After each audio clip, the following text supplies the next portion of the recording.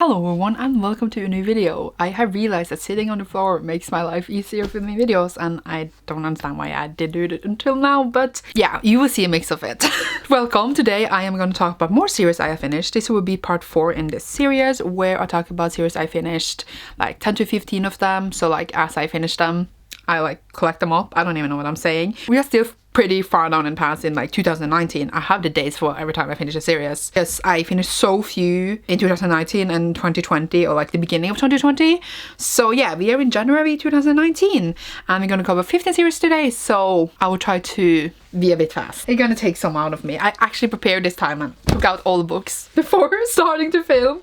So what is life? Either way, let's start. The first series we're gonna talk about today is actually a manga series. It's one of very few I have finished, and that is 10 Count by Rihito Takarai. So this is a manga series consisting of 6 volumes for now, unless like it will be like extra and shit, but like the main story is finished. And it basically follows, what is the main character's name? Shirotani, who suffers from obsessive compulsive disorder, also a big germophobia. He can't touch or eat or anything like other people touches, and then he meets this therapist called Kurosa.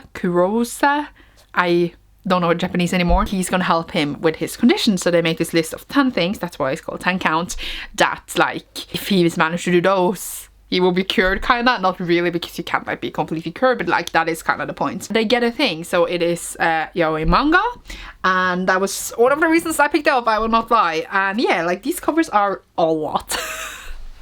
Like when I see them I'm just like, yeah, it's a lot. Overall, I think this story styles are solid, but I think it goes so like it just goes back and forth of if they want to be together or not be together, and I was just very tired by it, and just like there were so many problematic aspects of it after a while, just like with consent and other things that I can't even remember. It's been a while now, so like overall like it became not fun and it felt very far down for me. Like I enjoyed the beginning a lot, but the end was not fun. I did finish it, but like overall not that many positive feelings of it in the end, and it's not really something I would recommend really, because it had so many consent issues etc that I didn't enjoy. So yeah, there was those thoughts on that. We then have the series called Julsa, which is by Rune Listen, a Norwegian author, and if you have seen my other series I finished episodes, you will see that I have a similar series like this called Azur, and this one is basically a companion series to this Norwegian fantasy series called Phenomena.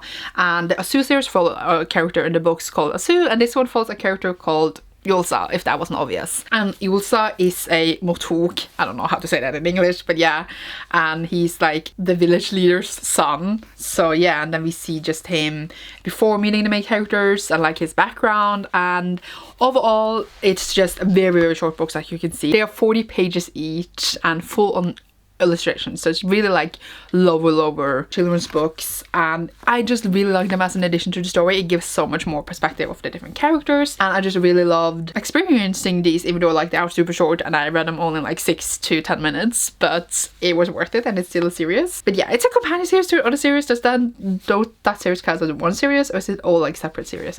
Who knows? But yeah, I finally finished this. I think I read the first 3 and then like it went years before I reread all of the whole thing, and then I finally finished this in 2019. So that was great for me. And then in 2019 I also finished, I think I messed up all the books. Finished Throne of Glass. Wait. What's the point of taking out all the books if I'm not gonna show them to you? So I used a while finishing Throne of Glass. Like I started it and then I just like used a long time before picking up. Oh my god, the books flew. Picking up all the books. And then like before going to Japan, this was like right before, this was in March. I finished it in March and I was traveling, I think like the 20th of March or something. I decided to like go all out and just like finish a lot of series. I finished all the Sarah J. Maas's books at least.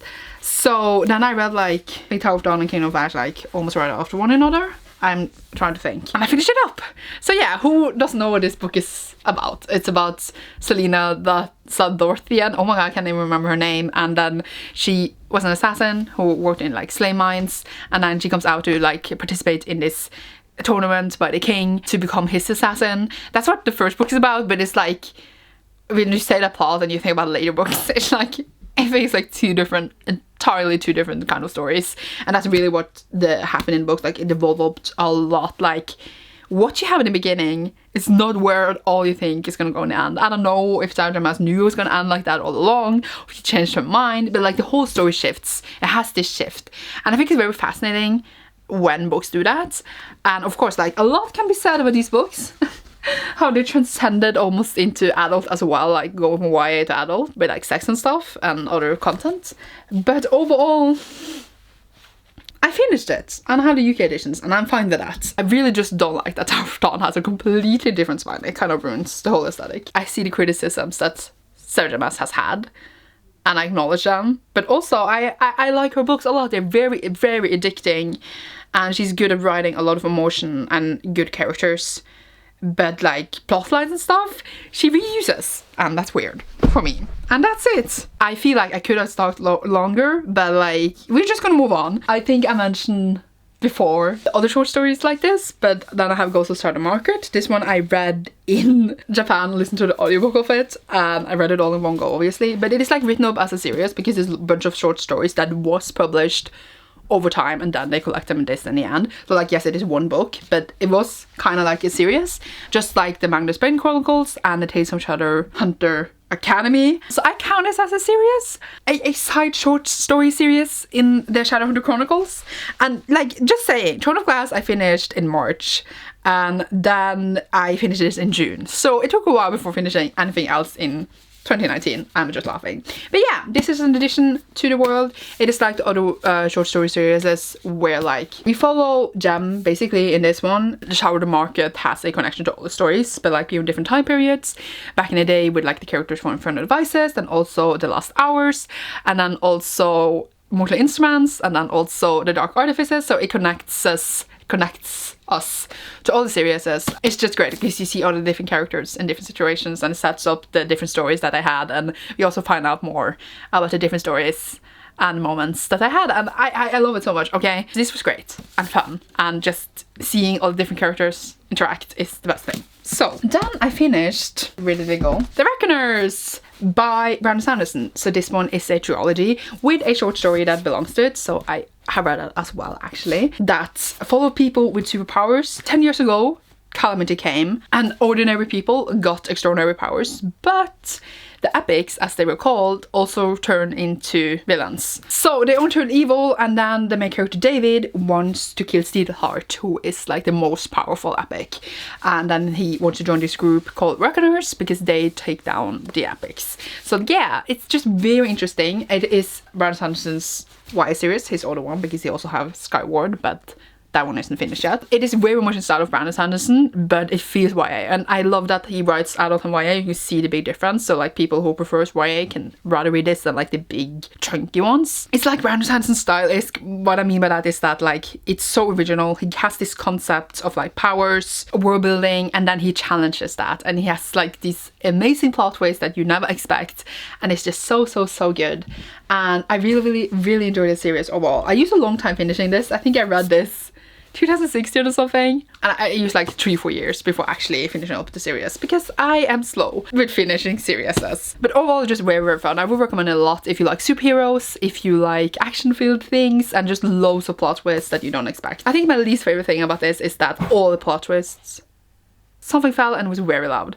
My least favorite thing about this series is that all the plot twists were always like in the last 100 pages, so it's very much like the same thing, like also action things, and then there was like and we're gonna have like, and I thought that it could have been, I don't know, balanced better, I guess. But a very fun series. Then I finished the first series trilogy, which is in the wrong order. There, did I fix it? This is the first series in the Realm of the Elder Rings by Robin Hobb. The Realm of the Elder Rings has like many series, but they follow different characters, some the same though, and you should read them all, I think, to get the full picture. And yeah, this is the first series. So I think I read Assassin's Apprentice in like 2017, and I finished it in 2019. So you know, taking a few years to finish things, and it is slow. It follows Fitz, who is the bastard son of the king in waiting, and then we just follow his whole life. He also gets trained as an assassin.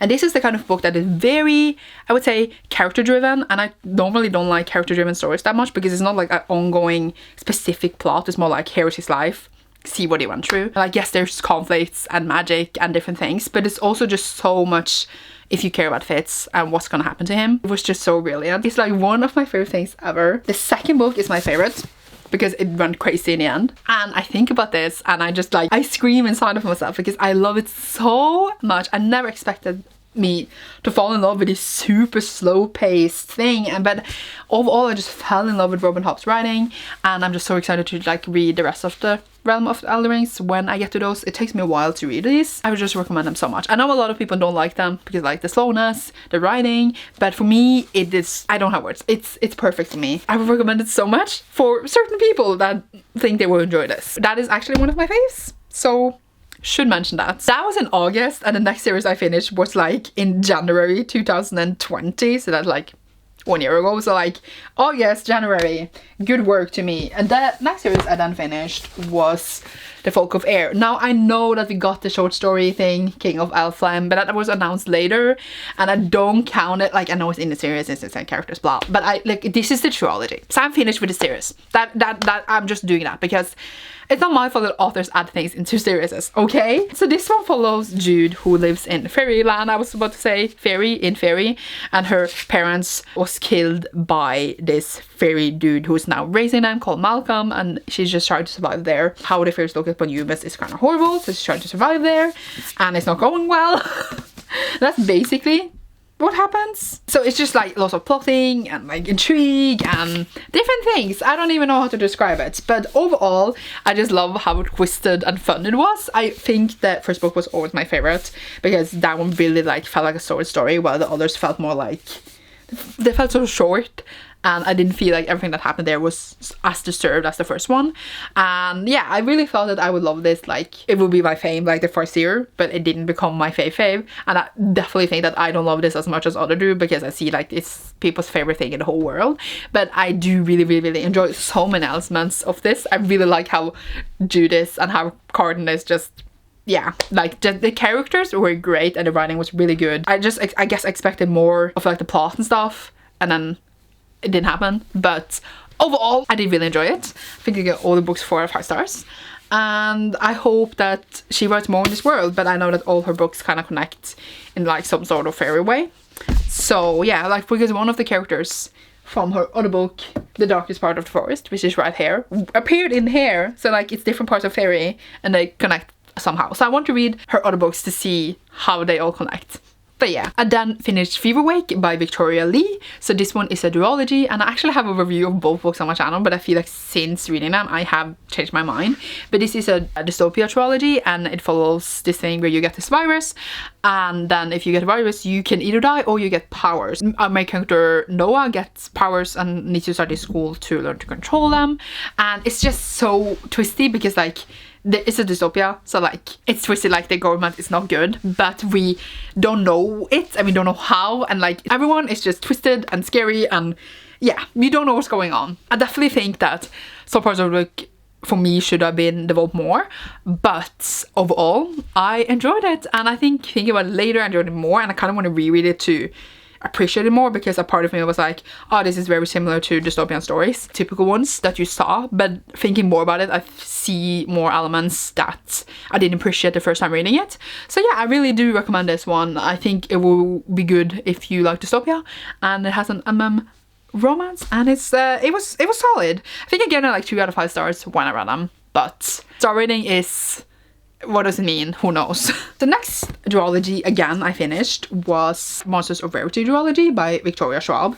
This one follows Kate Harker and August Flynn. So Kate is a human, but basically, I was gonna say wants to be monstrous, and August is a monster and wants to be human. So basically there's monsters and humans, and they have been this like a war battle thing for a long time, and there's different kinds of monsters. Basically that's what it's about, but it's also like really related to music and other things. I'm sorry, I'm just looking behind it, and it was very good. Like I liked the book number 1 solid enough, and then it took a long while for me to pick up the second book.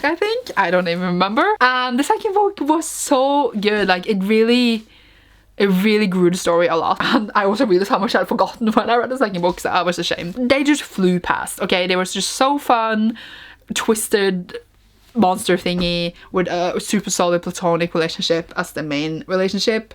Are these dystopia? They're definitely fantasy, but I don't know if they're dystopia. Maybe, I don't know. But yeah, I love you, Schwab, and this is one of her voice series, and I enjoyed them a lot. Like, they were fun and solid. I say the word solid a lot, I'm sorry. So then we have Queen of the Cheerleading, the trilogy, and I think she added more to the series. I'm not sure. I think I saw something and then my brain forgot what it was. But this was the first trilogy. I'm counting this as a finished series because it's not my fault that others add things, okay? So the first book basically follows Calcia, who is gonna take back the throne because like she's been in hiding and now she's gonna take it back. A lot of shit happens, like it's really hard for her to take over the throne because, well, there's a lot of elements going against this. Yeah, it's her trying to keep her throne, I guess. And this is AYA, but then it's kind of adult, so I don't really know what happened for the genre. But overall, it's very like sophisticated writing, very slow. And I wanted to like it, and I did like the characters and elements, and at first it was very like mysterious what is going on. Then you find out what's going on, and then they're gonna solve this conflict. And then they struggle so much, and then they solve it in like 5 minutes later in the third book. And then after that, everything that happened don't have a meaning anymore.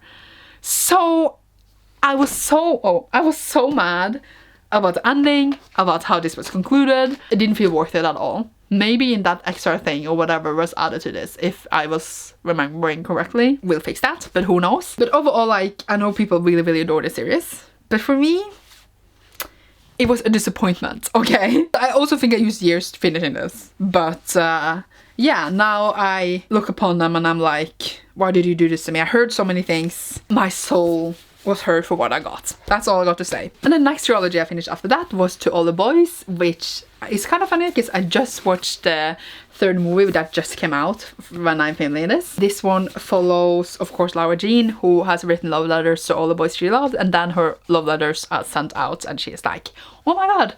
And then she, you know, they come out and then she has to, yeah. The first book also has like the fake dating trope, so that is great, and it's just super cute, fluffy books. I think the movies did a good job taking out all the fluffiness and nice moments and putting them in. And I do enjoy the books, but I also feel like they always lacked something for me to be completely in love with them, because they felt, I don't know how to describe it, like not deep enough for me. They were written so simplified, so I felt like, yeah, but overall they're supposed to just be super light and fluffy reads.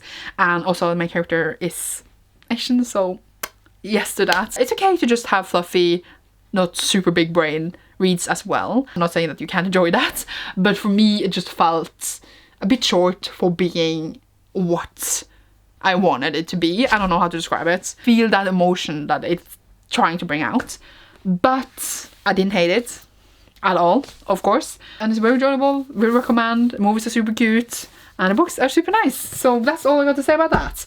I am doing great. And then also apparently finished the Nevernight Chronicle, which I kind of forgotten.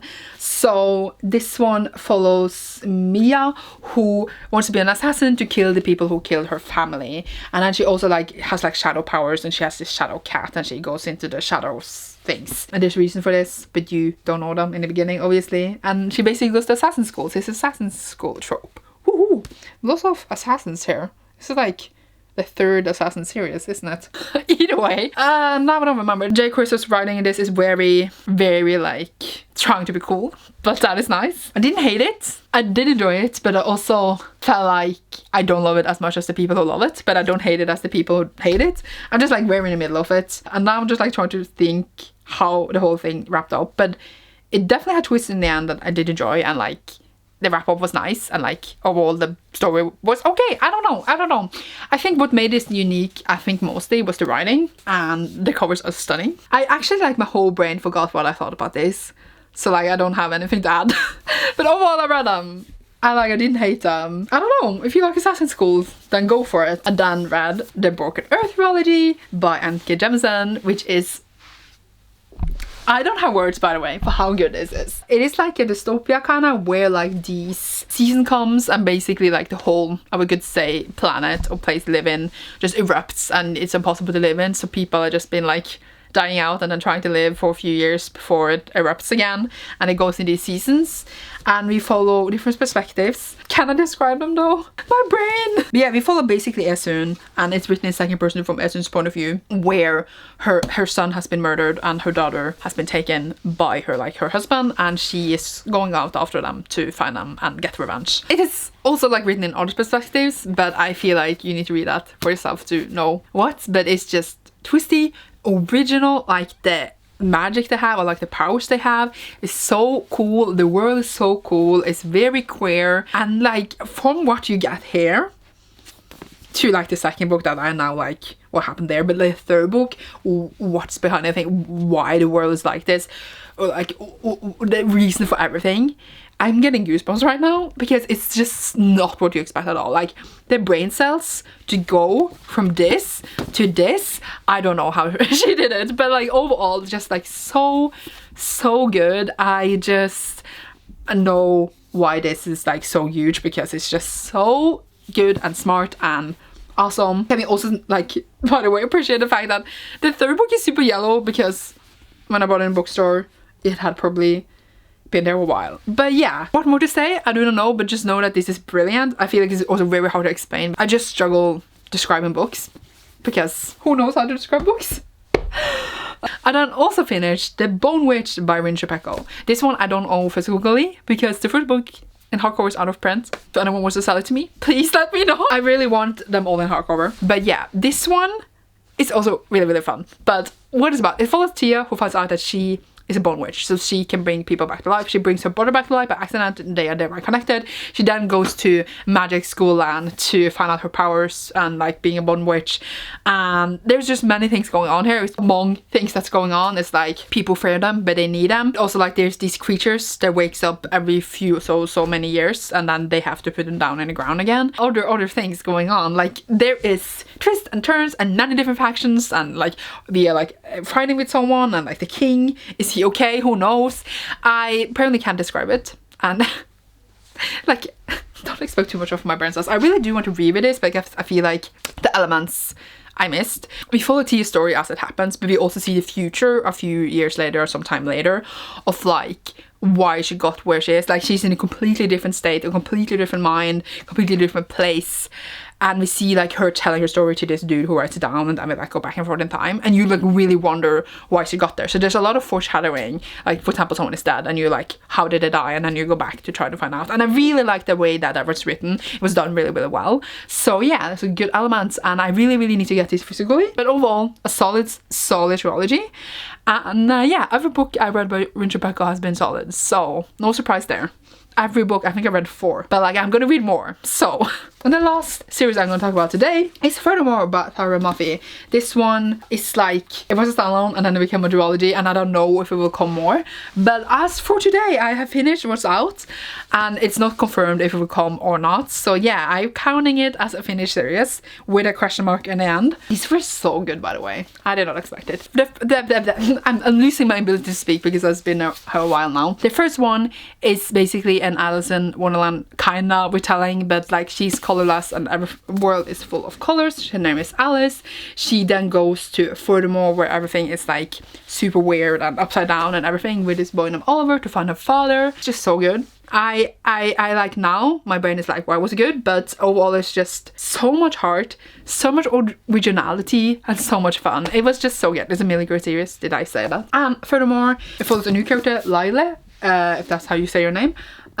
She washes dead bodies, and her parents, basically one of them are dead, the other one has abandoned her. She needs to wash these bodies on her own. It's really hard work. It's her opening her up for friendship and life and other things, and it's just the most, it was so good. I think I prefer this one just because I loved Furthermore. I just loved the adventure and the fun. And this one I love it a lot though, because the friendship, the moments, these were so much better than I thought it would be. Like, I knew I would enjoy them because they're like whimsical kind of middle grade I do enjoy, but 5 out of 5 star reads to both of them I did not expect. So yeah, if you're gonna read a middle grade, read this, because yes. And that was all the series that I was gonna talk about today. Sorry for being a mess, but not really. Hopefully I will make these again soon, maybe later this year. I am still like debating between like if I do 10 or 15 for every video. I've realized that 15 is a lot, so 10 would probably be better. I needed something to film and I realized that I should have filmed this long ago. Like the photo I finished in August 2020, so I could have filmed it then. But here we are in February 2021. That's my life. Okay, thank you so much for watching the video. I hope you enjoyed. Leave a red rose emoji down below if you like this video, and you will see me soon in a new one. Goodbye.